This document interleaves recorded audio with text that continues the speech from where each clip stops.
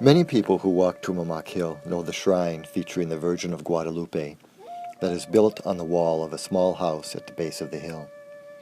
The shrine is called the Luminous Mother. Deborah Fonstock, a woman who lived in the other house at the base of the hill, created the shrine as she was dying of cancer in 1999.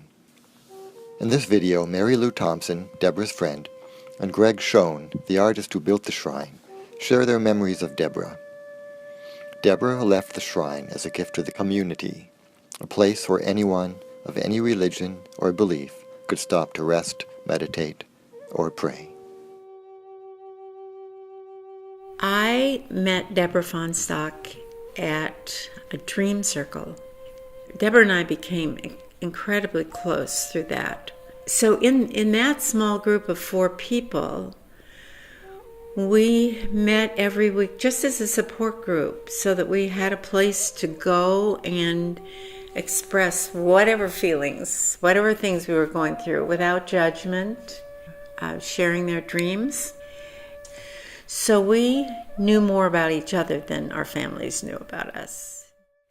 I don't really recall exactly how I met her. Somebody maybe knew that she needed some help. I ended up doing some landscaping for her around the place. She decided she wanted to fix that place up, so she knew that I had ability with plants. So I gave her ideas as to things to do, and she said, go ahead and do it. Tummaoc was her spiritual go-to place. Her meditation place was walking Tummaoc. So she then had Greg Schoen do the Virgin of Guadalupe on the outside of the house because she wanted to create a place where everyone who walked Tummaoc could meditate, either before or after or both, when they were going up and down that hill. So she knew what people needed on that level and created it as a gift for them. She is a very eccentric, highly intelligent, humorous person. The reason I hung around with her is because she was a constant surprise to me. I was always curious and amused as to what she was going to say or think or do next. And I like friends like that. She was totally unpredictable. So it was in that house at the base of Tummaoc that she put together a birthday party for me, just with the 4 of us. And she was quite ill at that time. So it took her all day long, and she made little tiny tea sandwiches and a heart-shaped cake. And she said, if this is the last thing I do, I want to give you a birthday party. And she died several months after that. She was short, small-bodied, dark hair, and always kind of wide-eyed, exuberant, very proper in her language and her behavior. Most of the time. She was a trained therapist on the East Coast and came from a very wealthy family, but you would never have known that when you mixed with her here.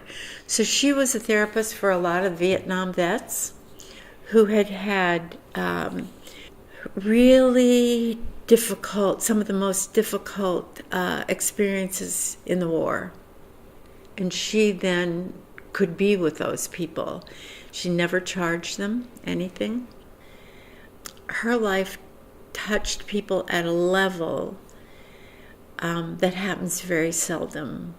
She was admired by everyone that she met because she heard you, she listened to you, and she saw in you what you didn't see in yourself. It was so hard for us to let her go because she was everyone's best friend.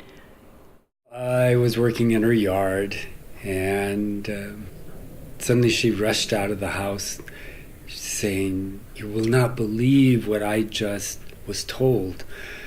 And I said, "I have no idea." She was very excited. She said, "Well, I was just talking to a friend of mine who was a psychic, and he told me that I had someone outside of the house working, and that I needed to pay close attention to everything that that person told me. That person was a messenger of the gods. And I burst out laughing just like that. And after that, she had kind of a special attention to everything that I would say, because she thought she was going to get messages from the gods. And she said, "Do you have anything to tell me?" And I said, "No, I have no idea what you're talking about." As she was dying, she was teaching doctors like Andy Weil, they would come over and walk with her, how to be with dying people, because she said, you doctors don't communicate well with dying people. You're so busy trying to make sure everybody is staying alive that you're not present. So she helped us all grow. And then she got sick, and then the idea of the shrine came to her. So I suggested a mosaic background and setting up a column and that she could put her statue on. She liked that idea, so she didn't have a lot of time left. So there was things she wanted to do. She had her bucket list, and having a shrine made for a statue to what she called the Earth Mother, which is kind of an amalgam of the Virgin Mary and Gaia and primitive female deities. I don't know. I just suggested doing a landscape based on the silhouette of Tummaoc Hill. So basically that shrine, the mosaic is just a silhouette of the hill on sunset with the colors, the sunset colors in the sky. She apparently did like blues and turquoise. She pretty much let me do what I wanted to do. She liked being surprised with what I would come up with. Deborah walked Tummaoc Hill at 4 o'clock in the morning. That was her time to spend alone. Nobody else was ever on the hill at that time. And it was dark. And so after many, many years of walking that hill, she stepped on a rattlesnake, and it bit her on the ankle. So she had to pull that snake off of her leg. She was screaming for help, but she was fairly near the top of the hill, and no one could hear her. And by the time she got to the base of Tummaoc Hill, one of the guards at St. Mary's Hospital heard her and drove his pickup truck across the street and picked her up. She had come down, hiking down that whole hill, so that poison went through her entire body. I mean, it was the worst thing that could have happened, but she didn't have a choice. So she was in intensive care for at least 5 days at St. Mary's. Normally you get a shot and go home. She told me she ran screaming all the way down the hill. I think she said she screamed, "Mother!" And I don't think she was referring to her mother. I think she was referring to the Earth Mother, the goddess. We did a lot of ceremonial kinds of things in her backyard, wherever we were. And the Virgin of Guadalupe statue that's there, we all took part in painting that. Everybody had a part in whatever was going on. It didn't matter how talented you were or whatever. It was just a matter of doing things together. When she died, the memorial was right there on the grounds, the base of Tummaoc. It was kind of a party. She had it all catered. She had it all set up before, so that there was a lot of food. And her body was put in a casket that was made by her boyfriend at the time and set up in her bedroom. And she was washed and dressed and had the makeup put on by her friends. She had a mound of flowers around her, I remember, over top of her and around the casket, and vases of flowers. The whole room was filled with flowers. It was beautiful. And they were burning incense. And most of the event was just people in the rest of the house sitting around, eating, visiting. She wanted the lid of the casket decorated, and I was working on painting some designs on the lid of the casket at the time.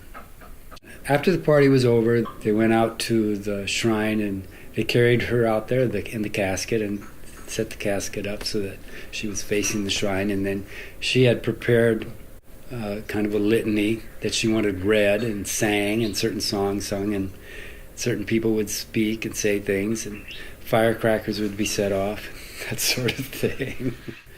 Then she was brought back inside, and the mortuary was called, and they came and took the body in an ambulance and cremated her.